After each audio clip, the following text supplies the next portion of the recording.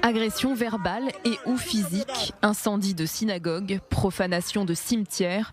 En 2025, le monde fait face à une véritable banalisation de l'antisémitisme. Une dynamique nourrie par les crises géopolitiques, les radicalités idéologiques et les failles institutionnelles.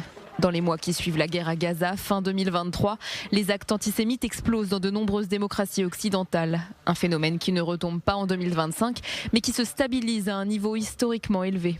En France, plus de 1100 actes antisémites sont recensés par le ministère de l'Intérieur entre janvier et fin octobre 2025. Pour la communauté juive, le sentiment d'insécurité devient structurel.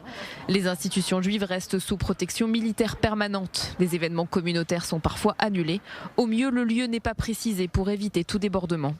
Le fléau concerne également le reste de l'Europe. En Allemagne, les agressions sont fréquentes dans les grandes villes, notamment à Berlin et Hambourg, y compris contre des juifs non identifiés comme tels, mais perçus comme israéliens. En Grèce ou encore en Italie, des touristes israéliens ont régulièrement été pris à partie, insultés ou menacés dans l'espace public, notamment sur des navires de croisière.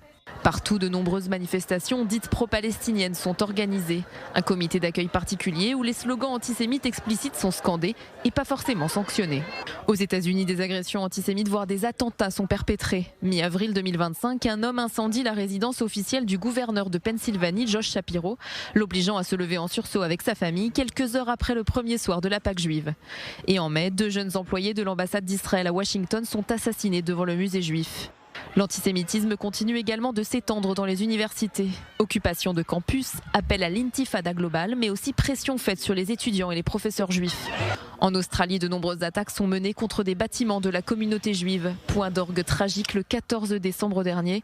15 personnes sont assassinées sur la plage de Bondi à Sydney, juste avant l'allumage de la première bougie de Hanouka. En 2025, l'antisémitisme ne vient plus d'un seul camp. Islamisme radical, extrême gauche et plus rarement extrême droite.